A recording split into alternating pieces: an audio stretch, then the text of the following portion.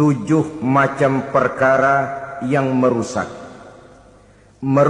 akidah dan keimanan, merusak amal perbuatan yang sudah kita kerjakan, merusak sendi-sendi kehidupan sosial, pendek kata, merusak segala hal di dalam kehidupan kita. Jauhilah olehmu 7 macam perkara yang merusak. Yang pertama, asyirku billah, menyekutukan Allah subhanahu wa ta'ala. Agama dimulai dari keyakinan, maka kehancuran agama selalu dimulai dari kehancuran keyakinan, iman atau akidah yang dimiliki oleh seseorang. Dan untuk menghancurkan nilai-nilai iman yang kita miliki ini, orang rasanya tidak akan menghantam kita dengan peluru kendali. Orang tidak akan mengirimkan nuklir ke sini. Orang tidak juga akan mengirimkan satuan militernya ke sini. Untuk menghancurkan nilai-nilai iman, dibanjiri kita dengan paham-paham yang merusak dan mendangkalkan akidah.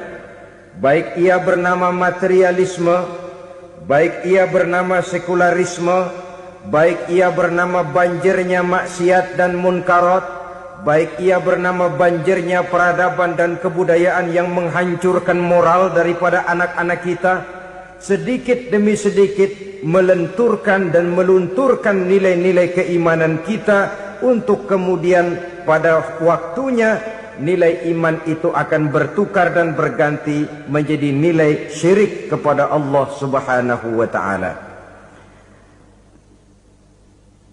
Atau pada sisi lain, menjadikan yang selain Allah sebagai tujuan akhir daripada kehidupan kita. Sedangkan kita sama-sama maklum bahwa di dalam pandangan agama Islam, dosa yang tidak berampun, dosa yang terbesar, termasuk dalam kategori bapak moyangnya dosa, tidak lain adalah syirik, yakni menyekutukan Allah subhanahu wa ta'ala. Pola penghancuran iman ini memang berstrategi. Ditawarkan kita kepada paham materialisme, paham kebendaan, di mana otak menempati urutan sebagai ranking pertama, Tuhan jatuh pada urutan kedua. Lalu menyusul kepada paham sekularisme, Allah dipisahkan dari seluruh kegiatan hidup ini, untuk pada gilirannya menjadikan yang selain Allah sebagai tujuan akhir daripada seluruh kegiatan hidup kita.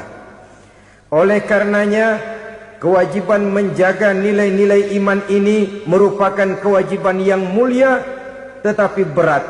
Tidak hanya untuk kita, tetapi juga bagaimana mewariskannya kepada anak-anak kita, generasi yang akan datang. Orang-orang tua bijaksana yang diceritakan di dalam Al-Quran, kalau sudah berpikir tentang anak-anaknya, pertanyaan yang paling mereka risaukan ialah, ma ta'buduna min ba'di. Anakku, kalau pada satu saat aku, ayahmu sudah tidak ada lagi di dunia ini, meninggalkan kamu semua, ma ta'buduna min ba'di, apa yang akan kamu sembah nak? Jikalau sekarang ayahmu masih mau ke masjid, masih mau melakukan rukuk dan sujud, masih beribadah menyembah Allah subhanahu wa ta'ala, kalau orang tuamu sudah tidak ada, ma ta'buduna min ba'di, masihkah engkau mau datang ke masjid? Masihkah engkau mau rukuk dan sujud? Masihkah engkau mau menyembah Allah subhanahu wa ta'ala? Pertanyaan ini yang dipikirkan oleh Nabi Yakub kepada putra-putranya. Pertanyaan ini yang diteruskan oleh Nabi Ibrahim kepada anak-anaknya. Pertanyaan ini yang diwariskan oleh generasi ulama salafus saleh kepada para generasi berikutnya. Bagaimana kita generasi sekarang? Kita orang-orang tua sekarang bukan berfikir ma ta'buduna min ba'di, malah yang kita fikirkan ma ta'kuluna min ba'di. Kalau bapak tidak ada nanti kamu makan apa nak? Perkara kamu nyembah apa? Urusan nomor 18. Yang penting kamu nanti hidup bisa makan, nak. Maka kita sibuk mewariskan harta kepada anak-anak kita. Kita sibuk mewariskan kebun dan tanah kepada anak-anak kita. Kita sibuk mewariskan pabrik kepada anak-anak kita, sementara kita lupa mewariskan intan yang paling mahal, mewariskan mutiara yang paling berharga, yaitu nilai iman kepada Allah Subhanahu wa ta'ala. Alangkah baiknya apabila warisan harta, warisan tanah dan kebun, warisan rumah dan pabrik didasari lebih dahulu dengan mewariskan nilai iman kepada Allah Subhanahu wa ta'ala. Sebagai orang-orang tua, kita boleh bersedih kalau anak kita tidak mengerti komputer. Kita boleh bersedih kalau anak kita tidak mengerti matematika. Kita boleh bersedih kalau anak kita tidak mengerti bahasa Inggris. Tapi sewajarnya lebih bersedihlah kita orang tua jikalau mempunyai anak yang tidak kenal Allah sebagai Tuhannya, yang kemudian tidak mau rukuk dan sujud kepada Allah Tuhannya. Itulah kemalangan yang paling malang bila kita meninggalkan generasi yang tidak bertauhid kepada Allah Subhanahu wa ta'ala. Betapapun anak kita tidak ngerti komputer, saudara, paling-paling kerugiannya cuma kerugian dunia. Masuk dia ke alam barzakh, munkar nakir tidak akan sempat tanya kau belajar komputer apa tidak. Kumpul dia di padang mahsyar, malaikat juga tidak akan tanya matematikamu nilainya berapa. Yang ditanya kau kenal Allah, kau rukuk dan sujud kepadanya, kau pernah datang ke masjid. Oleh karena itu sekali lagi, menjaga nilai iman tidak hanya untuk kita, tetapi juga mewariskannya kepada anak-anak kita, generasi yang akan datang. Sungguh kemalangan yang paling besar apabila kita meninggalkan anak-anak kita. Mereka kita tinggalkan lemah ekonominya, itu tidak baik. Mereka kita tinggalkan lemah otaknya, itu pun akan membuat mereka tertinggal oleh yang lain. Tapi yang paling celaka, jikalau kita tinggalkan mereka dalam kondisi lemah imannya, rapuh akidahnya, tidak baik dan tidak betul keyakinan hidupnya. Oleh karena itu Nabi berpesan, jauhilah 7 perkara yang merusak. Yang pertama, syirik kepada Allah Subhanahu wa ta'ala. Menyekutukan Allah baik dalam ucapan, dalam keyakinan, ataupun dalam perbuatan. Ini perkara pertama yang termasuk 7 perusak besar di dalam kehidupan. Kalau sudah jatuh kita ke lembah syirik, bagaimanapun banyak kebaikan yang kita kerjakan, berjiwa sosial, bertangan pemurah, gemar menolong orang lain, kalau memang dasarnya syirik, maka seluruh kebaikan kita akan hancur, tidak akan ada nilainya dalam pandangan Allah Subhanahu wa ta'ala. Dalam pandangan manusia, mungkin kita dicatat sebagai orang sosial, gemar menolong orang lain, tidak berpangku tangan melihat orang yang mendapat kesulitan, tapi oleh karena dasarnya syirik, dasarnya tidak mentauhidkan Allah, maka seluruh nilai kebaikan yang kita kerjakan tidak akan ada nilainya dalam pandangan Allah Subhanahu wa ta'ala. Maka jagalah iman kita jangan sampai dihinggapi penyakit syirik yang bagaimana kecilnya sekalipun. Sekali lagi, baik syirik dalam bentuk ucapan, syirik dalam bentuk keyakinan, sampai kepada syirik dalam bentuk perbuatan, kita berhindar kepada sifat-sifat yang sedemikian itu. Karena apa? Dalam satu ayat Quran Allah Subhanahu wa ta'ala menjelaskan, innallaha la yaghfiru ayyushraka bih wa yaghfiru ma duna dzalika liman yasha. Allah tidak akan memberi ampun kepada orang-orang yang menyekutukannya, tapi Allah masih mau memberikan ampun kepada dosa-dosa yang selain itu bagi orang-orang yang dikehendakinya. Dosa selain syirik, apabila kita bertaubat, Allah masih mau mengampuni. Tapi kalau sudah jatuh ke tempat syirik, itu sudah dosa yang tidak berampun. Taubatnya tidak lain melepas syirik, kembali kepada tauhid, berkeyakinan bahwa hanya ada Allah Subhanahu wa ta'ala, Tuhan satu-satunya, yang lam yalid walam yulad walam yakul lahu kufuwan ahad.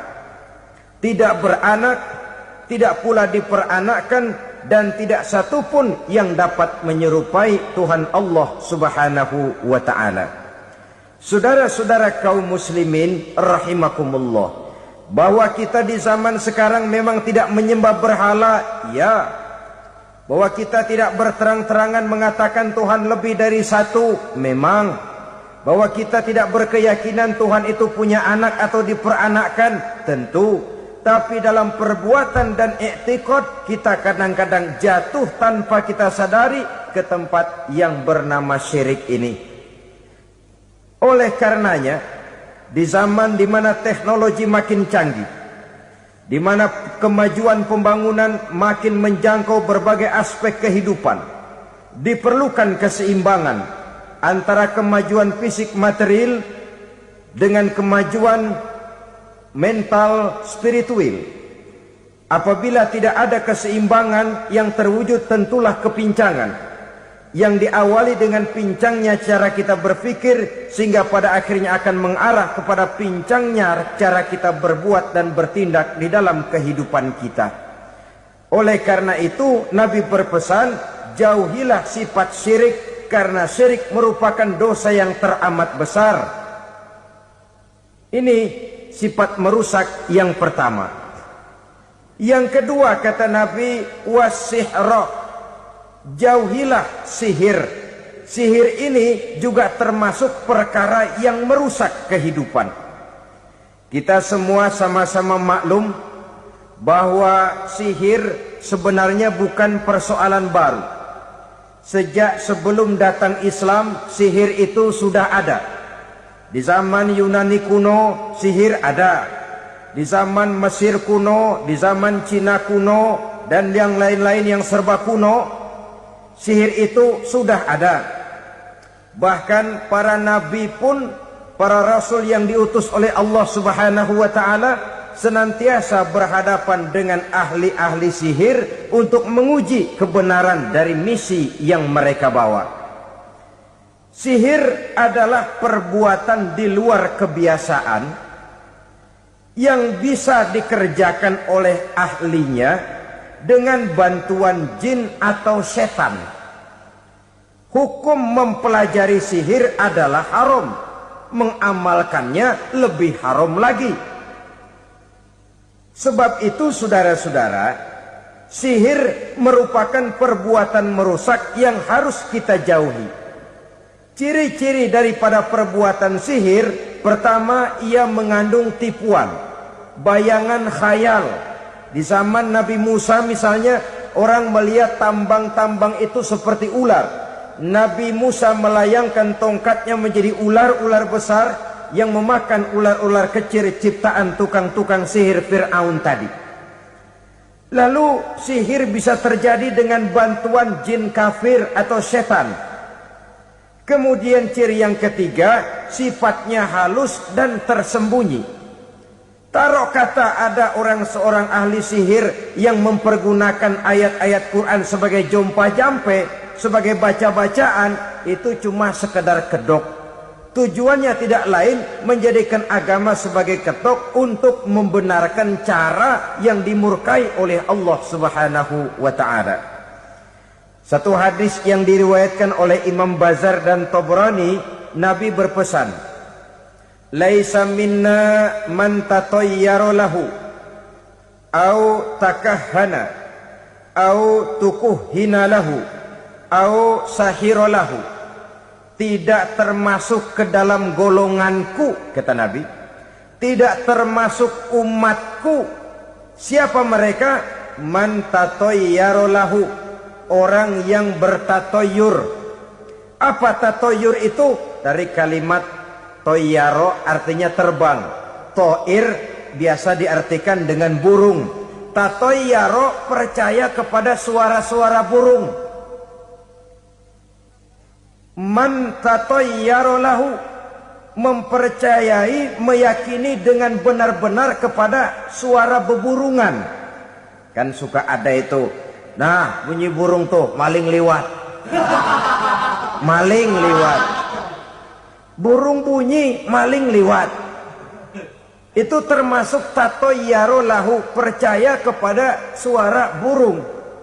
Kan aneh kalau suara orang nggak dipercaya, suara burung malah dipercaya.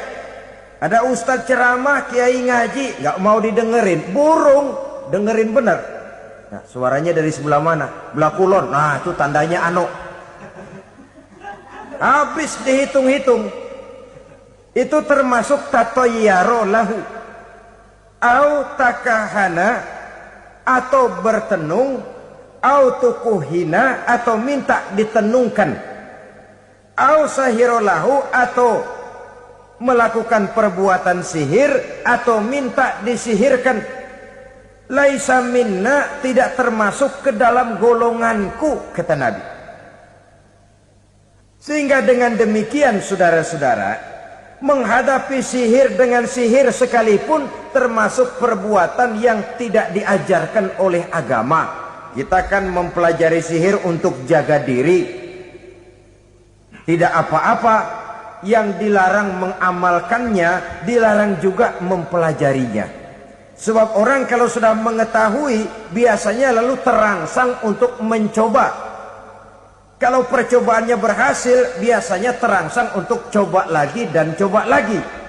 Pada akhirnya ketagihan, lalu beralih menjadi profesi, apalagi itu nanti bisa mendatangkan hasil uang. Saudara-saudara kaum muslimin rahimakumullah, kita manusia makhluk nyata. Kita hidup di alam nyata, terikat oleh sunnatullah, causality. Oleh karenanya, bagi kita keyakinan yang penuh, keikhlasan di dalam bertuhankan Allah, penyerahan diri sepenuhnya hanya kepadanya, itu sudah merupakan obat penangkal yang sangat ampuh agar kita tidak terkena penyakit-penyakit yang dibuat oleh setan dan para pembantunya. Sehingga beberapa ayat Quran mengajarkan, misalnya a'udzu bikalimatillahi tammati min syarri ma khalaq, atau bismillazi la yadurru ma'asmihi syai'un fil ardi wala fis sama, dengan menyebut nama Allah yang tidak bisa mendatangkan bahaya sedikit pun dari baik yang datang dari langit maupun yang datang dari bumi.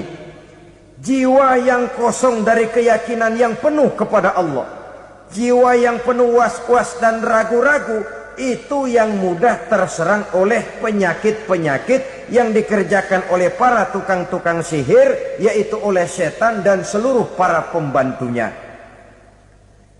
Kemudian hadis kedua yang diriwayatkan oleh Imam Ibnu Hibban, Nabi bersabda, la yadkhulul jannata mudminu khamrin wala mu'minu bisihrin wala qati'u rahmin. Tidak masuk surga. Ini Nabi yang bilang, tidak masuk surga. Siapa itu? Pertama, mudminu khamrin, orang yang berkekalan dalam mabuk. Selalu mudminun itu sudah menjadi perbuatan rutinnya, tidak kapok-kapoknya, teler seumur hidup. Mudminu khamrin, tidak masuk surga orang yang selalu bermabuk-mabukan. Yang kedua, wala mu'minu bisihrin, orang mukmin tapi main sihir. Ini juga oleh Nabi diperingatkan, tidak akan masuk surga orang mukmin tapi suka main sihir. Wala qati'u rahmin, dan tidak juga orang yang memutuskan silaturahmi. Tiga macam manusia yang diperingatkan Nabi tidak akan masuk surga: orang yang selalu mabuk, orang mukmin yang main sihir, dan orang yang memutuskan silaturahmi. Saudara-saudara kaum muslimin rahimakumullah. Lalu orang berkata, kenapa dilarang kita bersihir? Padahal Rasul sendiri kan punya mukjizat. Nah, kita memang harus membedakan antara mukjizat dengan sihir. Dalam kehidupan agama kita kenal ada yang namanya mukjizat, Ada yang namanya karomah atau keramat biasa diucapkan. Ada yang namanya ma'unah. Ada yang namanya irhas. Ada juga yang namanya sihir. Kesemuanya ini berbeda, saudara-saudara. Yang dinamakan mukjizat itu khusus untuk para rasul saja. Satu kejadian luar biasa yang terjadi dilakukan oleh Rasul atas izin dari Allah Subhanahu wa ta'ala. Perbedaannya dengan sihir jelas. Sihir dari setan, mukjizat dari Allah. Sihir bisa dipelajari, mukjizat tidak. Sihir umumnya untuk maksud-maksud yang tidak baik, sedangkan mukjizat untuk memperkuat kebenaran yang disampaikan oleh para rasul dan ditentang oleh umatnya. Bahkan kafir Quraisy dahulu menganggap orang-orang ahli sihir itu berada dalam satu posisi yang hina, sehingga mereka mengatakan dan menuduh Nabi Muhammad sebagai tukang sihir. Tuduhan sebagai tukang sihir adalah tuduhan yang sangat aib dan hina. Di tengah masyarakat kufar jahiliyah, kedudukan tukang sihir dipandang sebagai kedudukan yang hina, sehingga mereka mengejek Nabi dengan sebutan tukang sihir. Jadi mukjizat hanya untuk Rasul saja. Kemudian karomah. Karomah ini asal kata dari karomah, kehormatan, kemuliaan yang diberikan Allah kepada hamba-hambanya yang rajin mendekatkan diri kepadanya. Oleh karena ketekunannya melaksanakan ibadah, Allah memberikan keistimewaan kepada orang itu, yang dengan keistimewaannya dia bisa mengerjakan yang tidak bisa dikerjakan oleh orang lain. Karomah hanya bisa dicapai dengan prestasi ibadah. Kalau sihir, mau ibadah apa enggak, asal dia belajar, bersatu dan berteman dengan setan, memenuhi persyaratan-persyaratan setan, biasanya lalu bisa. Sedangkan karomah tidak mungkin terwujud tanpa orang mendekatkan diri sedekat-dekatnya kepada Allah Subhanahu wa ta'ala.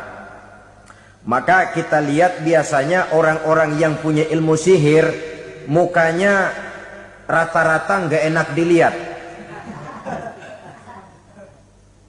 Kumuh, jauh dari air wudhu, jauh dari sujud kepada Allah, malah berteman dengan setan, menjadi pelayan-pelayannya setan.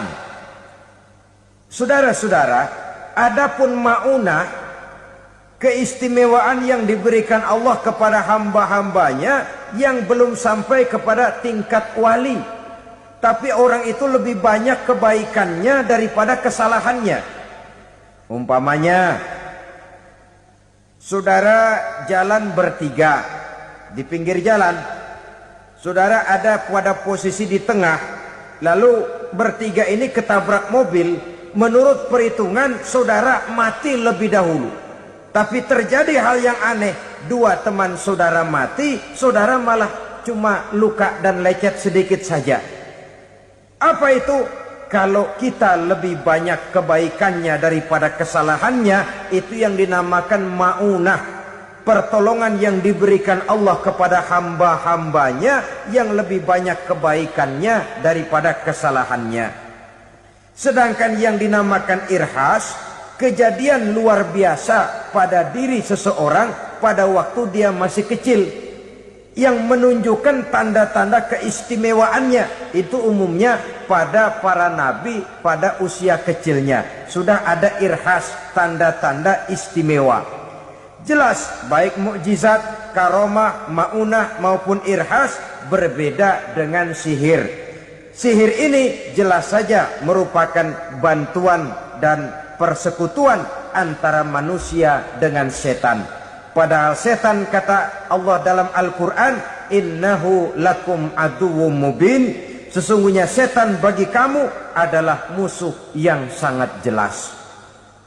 Saudara-saudara kaum muslimin rahimakumullah, di zaman sekarang dalam menghadapi beban kehidupan yang makin pelik, menghadapi stres yang tidak kunjung selesai, menghadapi persoalan-persoalan yang teramat berat, orang sering mencari jalan keluar kepada hal-hal yang menurut pendapatnya bisa meringankan beban moralnya itu. Pergilah dia mencari sesuatu yang dapat meringankan bebannya. Dan tidak jarang yang jatuh ke pangkuan tukang-tukang tenung, ke pangkuan tukang-tukang sihir, yang mereka itu oleh Quran dijelaskan kadzabal munajjimun walau sodaku. Tukang-tukang tenung, tukang-tukang sihir, mereka itu bohong walaupun benar. Maksudnya bohong walaupun benar artinya kalau yang mereka kerjakan benar itu sih kebenaran. Benar dengan kebenaran itu lain. Kebenaran, kebetulan bisa, tapi tidak untuk selalu. Apalagi kalau itu sudah membahayakan kehidupan orang lain. Jadi oleh karena itu Nabi berpesan jauhilah daripada sihir. Kalau sudah jauhilah dari sihir artinya ya jauhilah daripada mempelajarinya, jauhilah daripada bergaul dengan orang-orang yang ahli di bidang itu, karena dari pergaulan segalanya bisa menular. Baiklah saudara, ini yang kedua. Yang ketiga pesan Nabi, wa qatlan nafsil lati harramallahu illa bil haq.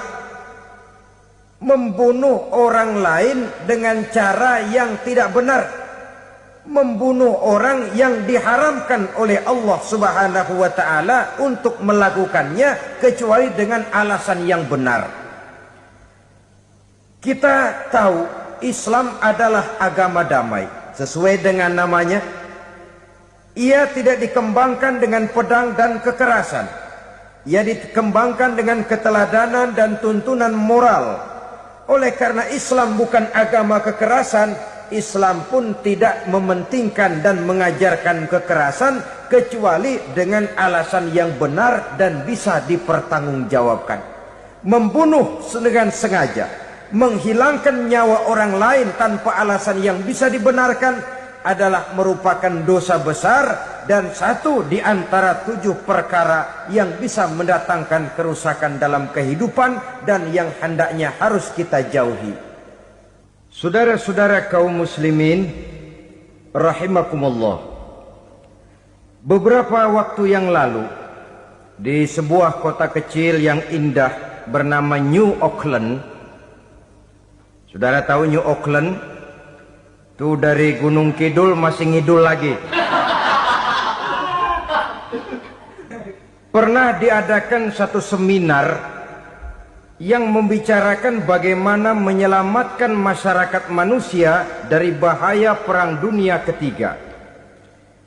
Diperkirakan kalau terjadi Perang Dunia Ketiga, manusia tidak akan tersisa. Sebab apa?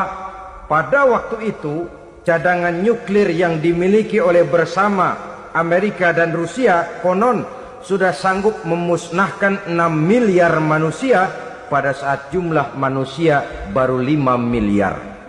Jadi kelebihan nuklir dunia ini. Kalau terjadi Perang Dunia Ketiga, sulit manusia untuk tersisa. Maka dibahaslah di dalam seminar itu, wah, supaya tidak terjadi Perang Dunia Ketiga, maka perlombaan membuat senjata-senjata canggih, alat-alat pembunuh modern harus segera dibatasi. Dibahas, tidak mungkin kita membatasi perlombaan membuat senjata. Kenapa? Makin maju ilmu dan teknologi, makin canggih senjata yang ditemukan. Atom sudah meningkat menjadi nuklir, nuklir sudah meningkat menjadi neutron, dan kita tahu bom yang bernama neutron ini bom yang cukup membunuh tanpa perlu merusak. Artinya kalau dia diledakkan di kota kita ini, bangunan utuh, jembatan tidak ambruk, rumah-rumah tetap berdiri, tapi semua yang bernama hidup mati. Itu katanya lebih sopan dari bom atom. Sebab kalau si atom ini sudah membunuh, merusak pula. Neutron cukup membunuh saja tanpa perlu merusak. Jadi majunya senjata-senjata teknologi sebagai akibat yang logis dari kemajuan ilmu pengetahuan ini tidak bisa kita batasi. Dan memang sebenarnya yang bahaya bukan senjatanya, tapi manusia yang mengendalikan senjata itu. Mereka kembali kepada prinsip the man behind the gun. Bukan senjatanya yang bahaya, tapi manusia yang mengendalikan senjata itu yang bahaya. Walaupun senjatanya modern, katakanlah model M16 umpamanya, kalau yang mengendalikannya orang beriman, insya Allah aman. Tapi biar megang cuma senapan angin, kalau yang megang orang brutal, ngeri kita deket-deket. Apalagi kalau memang bukan ahlinya menggunakan senjata, bisa ngeker kaki kena jidat.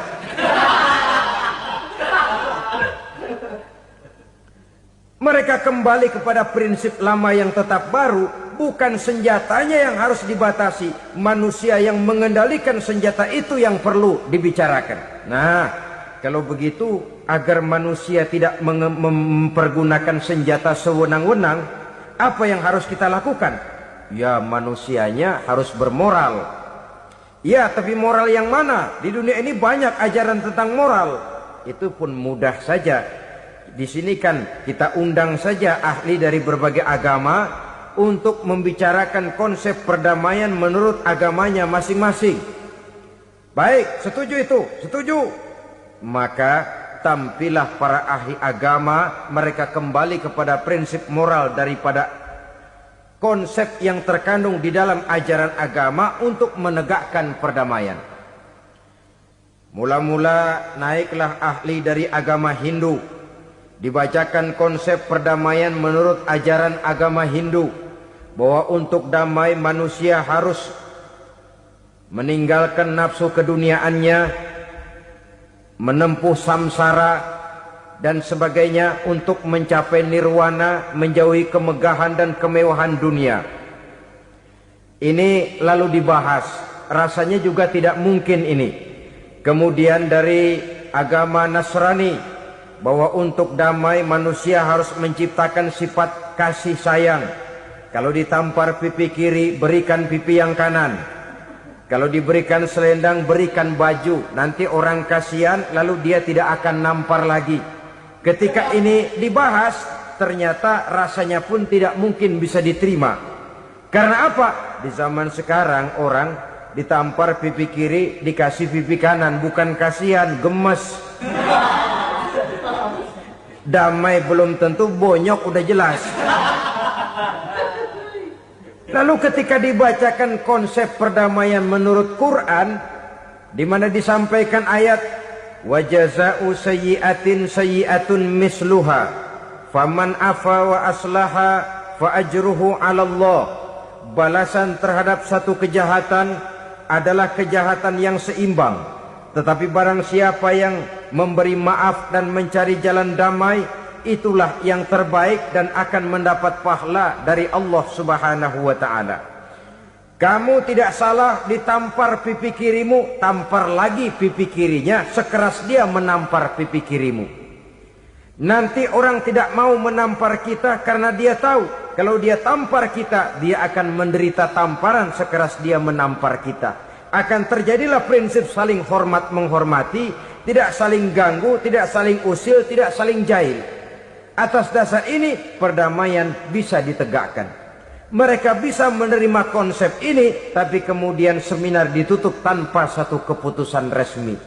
Kenapa? Terus terang mereka kagum dengan konsep Islam, tapi sentimen lama terhadap nilai-nilai Islam telah menutup mata mereka untuk menerima kebenaran dari ajaran Al-Quranul Karim.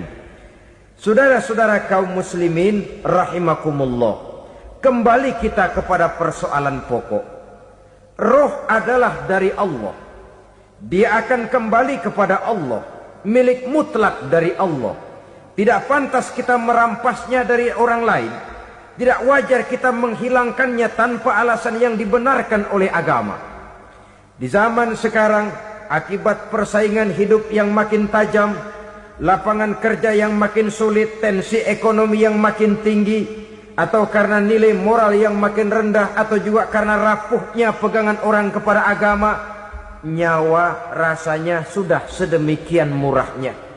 Berbagai kasus membuat berdiri bulu roma kita. Ada mayit, ada manusia dipotong 6, dicincang macam kambing. Ada yang dipotong 5, ada yang dipotong 13, dikardusin, dibuang ke tempat sampah. Inna lillahi wa inna ilaihi raji'un. Gejala apa ini? Kanibalisme.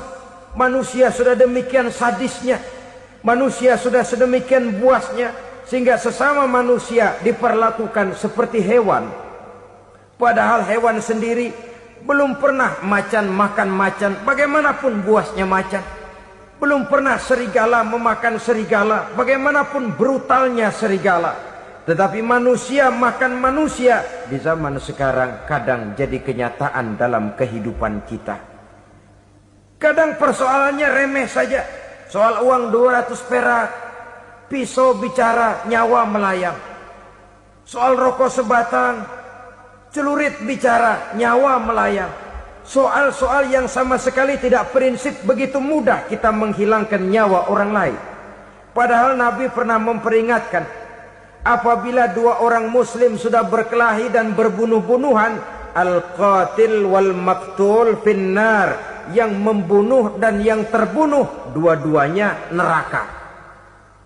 Sahabat heran, ya Rasul, kalau yang terbunuh, kalau yang membunuh masuk neraka itu sih wajar, tapi yang terbunuh kenapa neraka juga?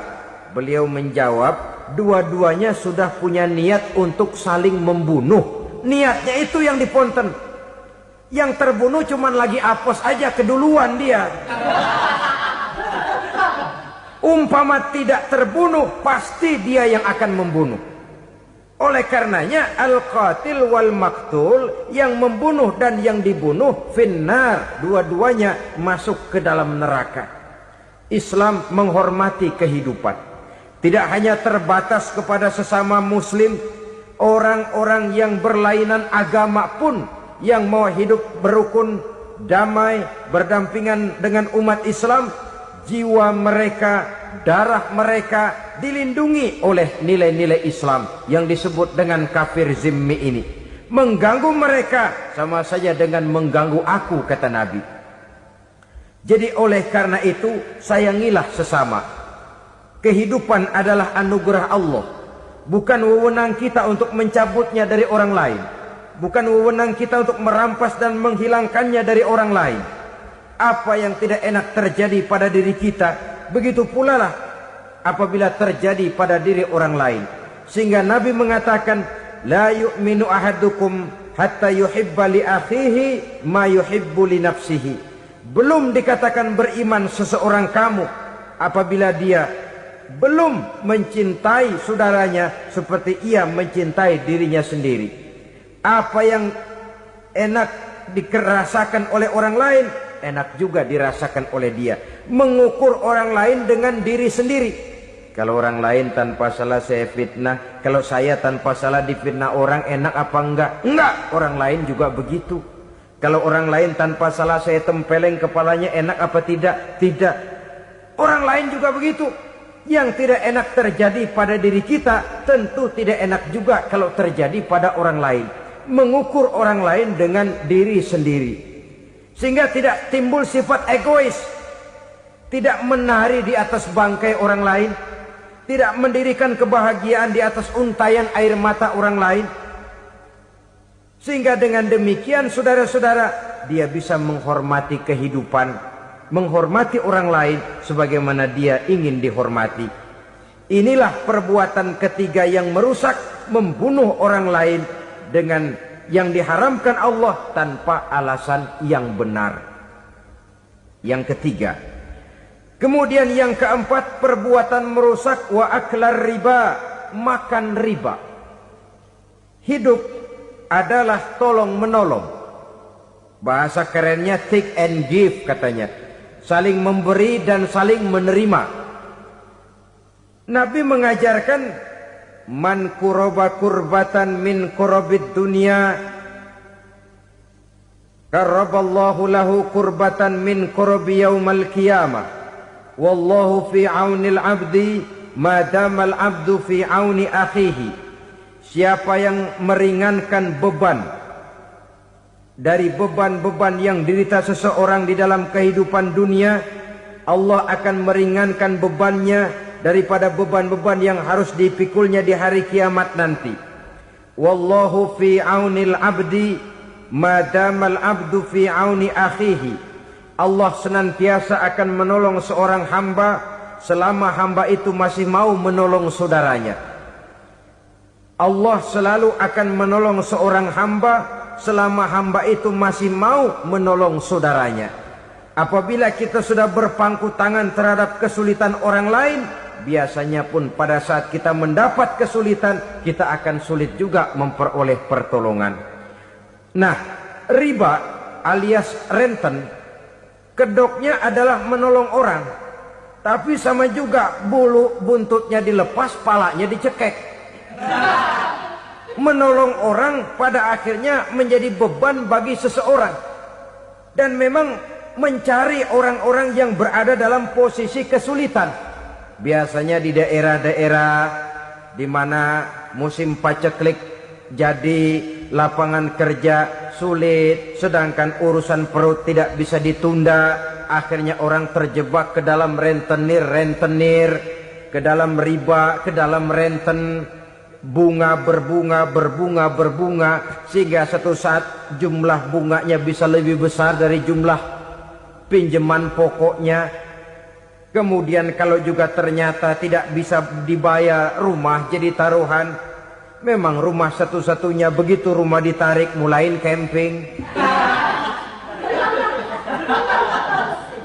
Bukankah pada akhirnya akan mewariskan kesengsaraan?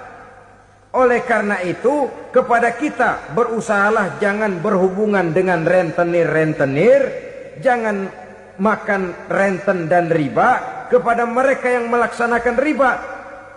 Walaupun mendatangkan keuntungan materi, tapi percayalah harta yang didapat dengan jalan riba tidak akan membawa keberkahan.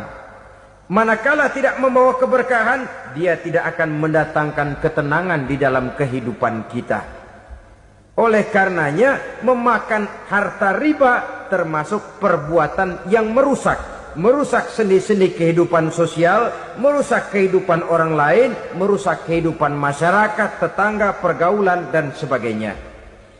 Yang kelima, wa akla malil yatim, memakan harta anak yatim dengan cara yang zalim. Nih, memang lezat.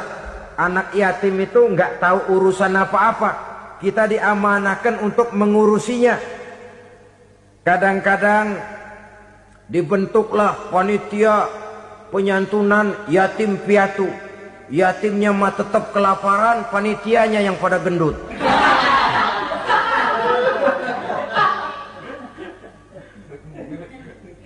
Padahal memakan harta anak yatim termasuk perbuatan dosa besar.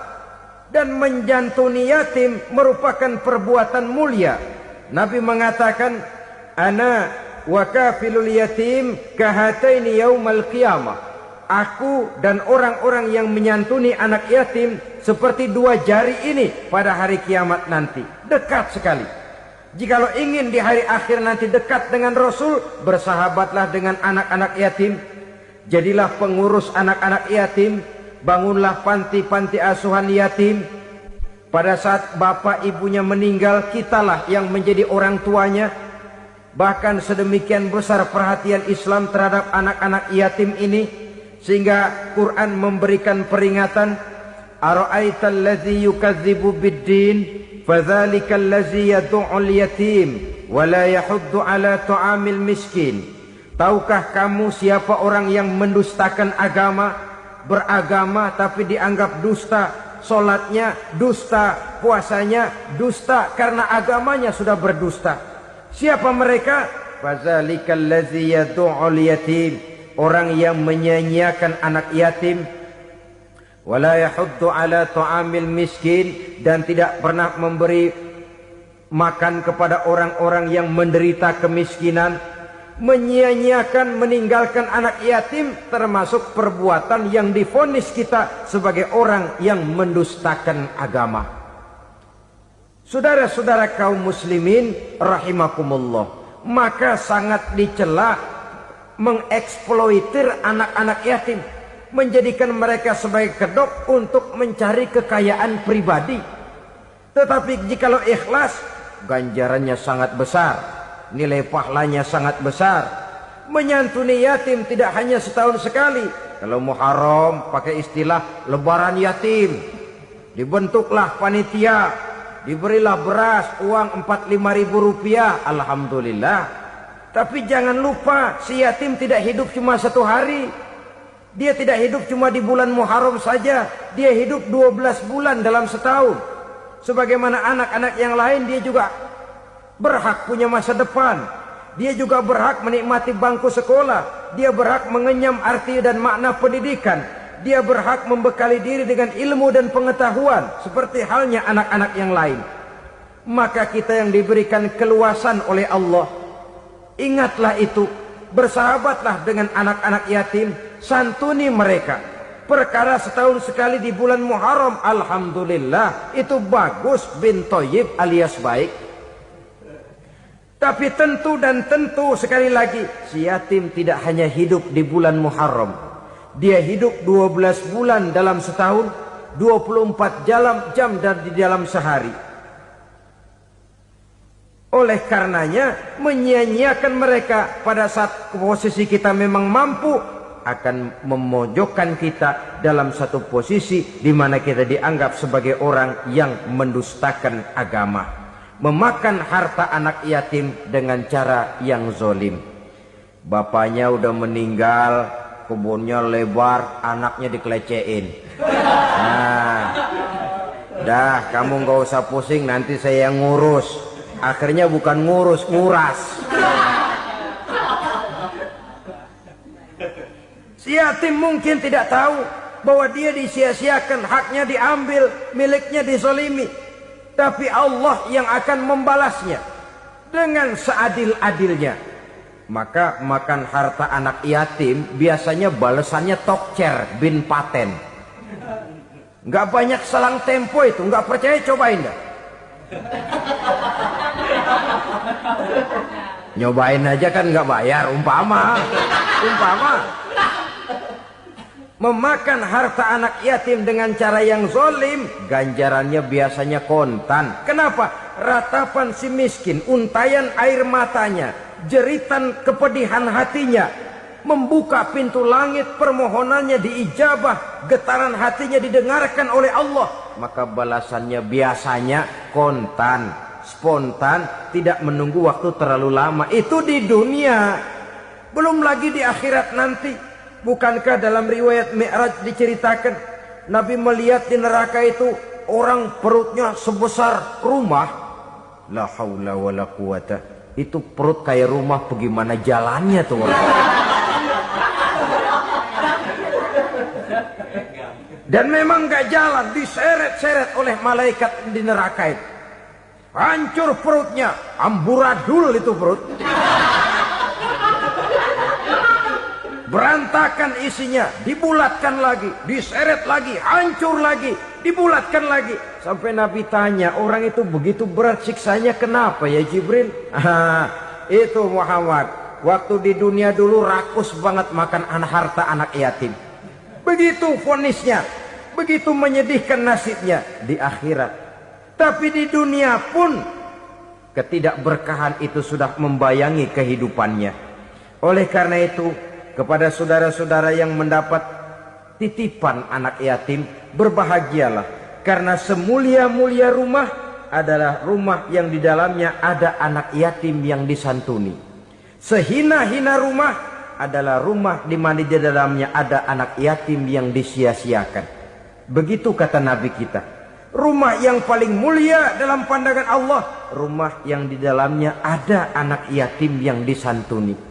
Rumah yang paling hina dalam pandangan Allah, rumah yang di dalamnya ada anak yatim yang nasibnya disia-siakan. Berbahagialah saudara apabila menjadi penyantun anak-anak yatim, pelindung mereka, sehingga mereka mempunyai masa depan sebagaimana anak-anak lainnya. Rasulullah sendiri sedemikian peka terhadap keadaan anak-anak yatim karena beliau sendiri memang mengalami umur 6 bulan dalam kandungan ibu, beliau sudah ditinggalkan oleh ayahnya. Pada saat berusia 6 tahun ibu sudah meninggal. Yatim piatu dalam usia di mana beliau sedang perlu belas kasih seorang ibu dan pengertian seorang bapa. Kepekaan itu lalu timbul, bahkan kemudian sampai kepada beliau berkata, aku dan orang yang menyantuni anak yatim seperti jari tengah dan jari telunjuk di hari akhirat nanti. Sedemikian dekatnya. Baiklah ya, jadi yang kelima, memakan harta anak yatim. Jauhi karena ini perbuatan yang merusak. Yang keenam, watawalli yaumaz zahfi. Melarikan diri pada hari pertempuran. Apa ini? Khianat. Tidak konsekuen dengan konsep perjuangan. Pada mulanya keras benar teriak, berantas korupsi, ganyang korupsi. Cuma karena belum dapat giliran. Begitu dia naik dapat kesempatan, korupsinya lebih edan dari yang diteriakinya. Ini termasuk tawalli yaumaz zahfi. Berpaling pada hari peperangan. Di saat menghadapi musuh. Kalau belum kelihatan musuh, teriaknya nyaring bener. Jangan takut demi kebenaran sampai titik darah yang paling penghabisan. Musuh belum kelihatan. Begitu musuh sudah kelihatan, paling dulu lari ke belakang. Kalau diajak berjuang ada saja alasannya. Sehingga Quran memberikan peringatan kepada kita semua. Mengapa kamu ini berat? Kalau sudah diajak berjuang di jalan Allah, kakimu seperti terhunjam berakar di perut bumi. Berat untuk melangkah berjuang. Lari dari pertempuran tidak konsekuen dengan konsepsi perjuangan. Mau enaknya saja. Dalam kondisi yang sulit lalu berpangku tangan. Ini termasuk ciri munafik yang di dalam Al-Quran disindir dengan bahasa kullama adha'a lahum masyaufi wa iza azlama alaihim qamu. Waktu terang mereka jalan, giliran gelap mereka mandek. Artinya, maksudnya kalau giliran ada untungnya aja rame-rame teriak Islam. Tapi begitu diminta berjuang, dituntut berkorban, rame-rame mundur. Waktu dilihat di Islam ada untungnya, rame-rame teriak Islam. Pak, saya Islam banget, Pak. KTP saya Islam, Pak. Pokoknya Islam banget dah. Tapi ketika diminta berjuang, dituntut sedikit berkorban, rame-rame mengundurkan diri. Tahun 65 PKI berontak.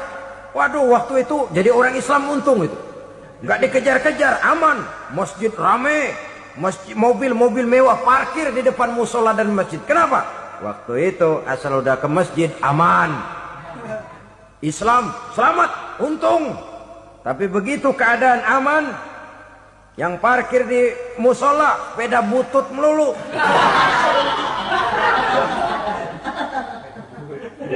Waktu terang mereka jalan, waktu gelap mereka berhenti. Dikala di Islam ada untungnya, baru wah Islam bagus, Islam hebat.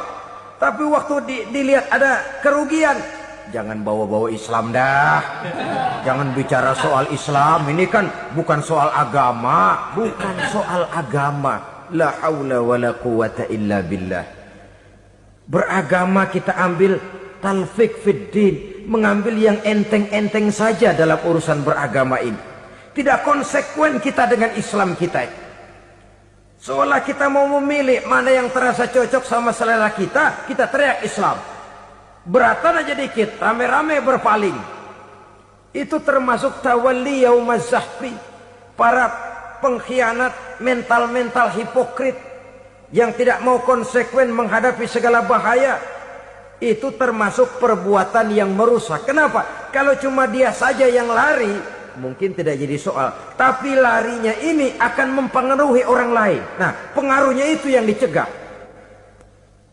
Sebab kalau satu sudah mulai lari, yang lain mulai ngelirik. Ketika yang dilirik kemudian tidak ada reaksi, dia akan ikut lari.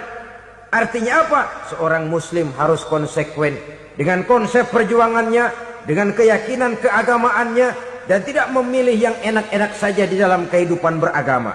Lari dari pertempuran, bermental khianat, mengkhianati agama, merupakan satu di antara sifat yang merusak.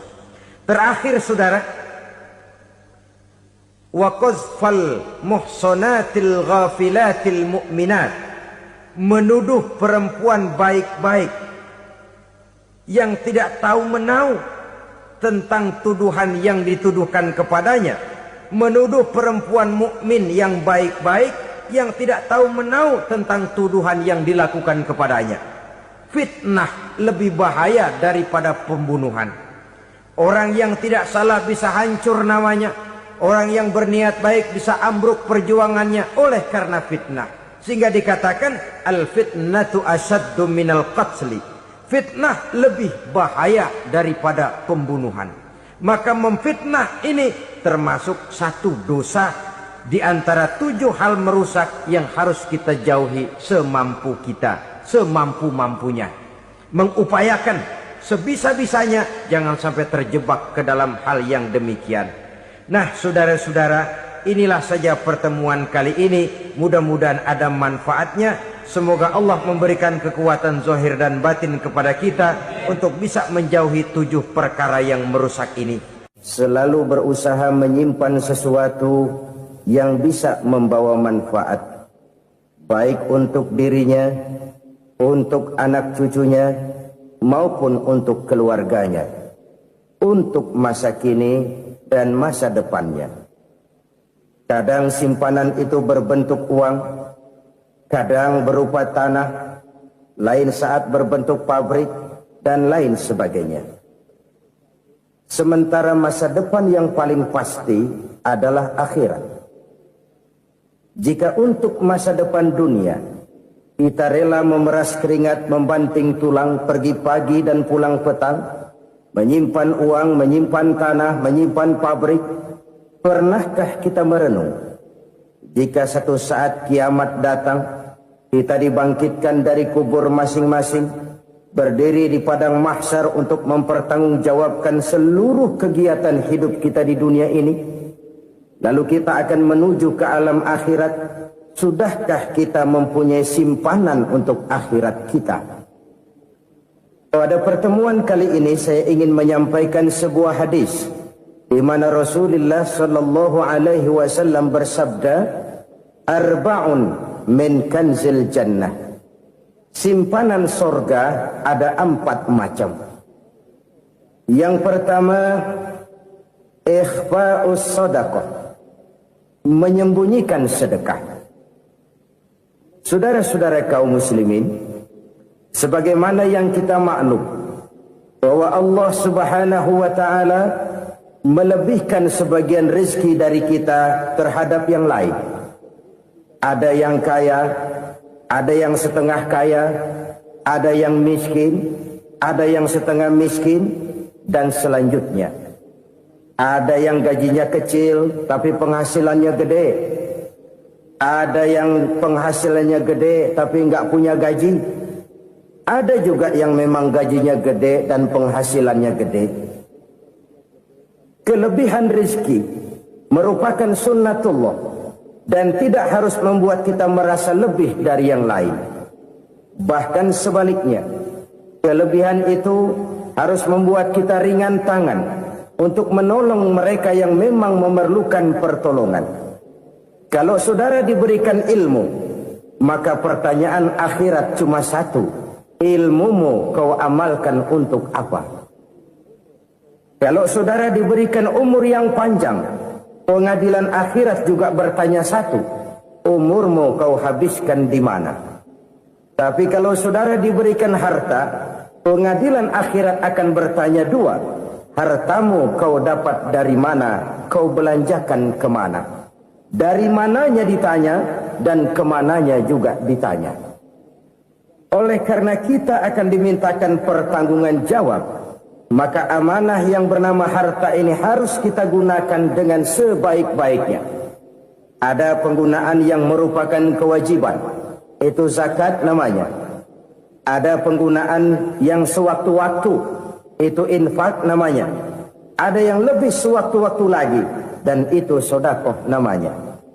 Zakat dia terikat oleh haul dan nisab, oleh putaran batas waktu dan ukuran dari harta itu sendiri. Sedangkan infak terikat oleh situasi dan kondisi perekonomian seseorang. Sedangkan sedekah tidak terikat dengan apapun. Dalam kondisi seperti apapun kita bisa melakukan sedekah dengan yang terkecil sekalipun. Sampai-sampai Rasulullah sallallahu alaihi wasallam mengajarkan, la tahqiranna minal ma'rufi syai'an walau an talqa akhaka biwajhin talik. Atau ada hadis, tabassumuka fi wajhi akhika laka shadaqah. Senyumanmu kepada temanmu adalah sedekah. Jadi untuk melakukan sedekah tidak harus dalam berbentuk uang. Dengan ilmu kita bisa sedekah, dengan tenaga kita bisa bersedekah, dengan pikiran kita bisa bersedekah, bahkan senyum kepada teman itu pun sedekah. Jadi kalau sedekah dengan uang memang belum punya uang, nyengir aja banyakin. Itu asal pada tempatnya, jangan lalu ketemu tiang listrik cengengesan. Tentu tidak pada tempatnya dan tidak wajar. Nah, sedekah yang paling dicintai Allah adalah sedekah yang disembunyikan. Artinya jauh dari sifat riya. Kan kadang-kadang ada orang sedekah itu disebutkan namanya. Apa tidak bagus? Kalau memang niatnya ikhlas, ya bagus-bagus saja. Untuk memberikan sugesti kepada yang lain. Di Fulan bin Fulan nyumbang sekian, diumumkan. Boleh kalau niatnya untuk memberikan rangsangan kepada yang lain supaya dia menyumbang lebih besar dari orang tadi. Tapi kalau itu mendatangkan riya, maka sedekah yang paling dicintai Allah adalah sedekah yang disembunyikan. Tangan kiri saja tidak tahu apa yang diberikan oleh tangan kanan. Sedekah yang dilakukan dengan ikhlas akan merupakan perbendaharaan surga, tersembunyi dari pandangan orang lain, tidak seorang pun tahu. Karena memang sikap yang baik adalah melupakan kebaikan dan mengingat kesalahan. Itu salah satu ciri orang bahagia. Orang yang selalu mengingat kesalahannya dan berusaha melupakan segala kebaikannya. Kalau dia akan berada kebaikan, dia tidak bisa ikut, dia merasa rugi karena dia merasa belum pernah berbuat baik. Tapi kalau akan melakukan kesalahan baru, dia ingat kesalahan yang sudah-sudah, sehingga terhalang baginya untuk melakukan satu kesalahan baru. Demikianlah saudara-saudara, bahwa Allah melebihkan rizki sebagian kita dari yang lain, agar terjadi tolong-menolong dalam kehidupan ini. Jadi kesenjangan yang nature, kesenjangan yang alami, itu sunnatullah. Ada yang kaya, ada yang miskin, ada yang kelas menengah. Nah, kenapa lalu sekarang kita berusaha mengentaskan kemiskinan? Oleh karena adanya kesenjangan struktural. Kalau yang kaya bisa semakin kaya, kenapa yang miskin tidak bisa naik jadi ikut sedikit kaya? Sebab pada dasarnya Islam adalah agama yang sejak turunnya sudah berupaya memerangi kemiskinan.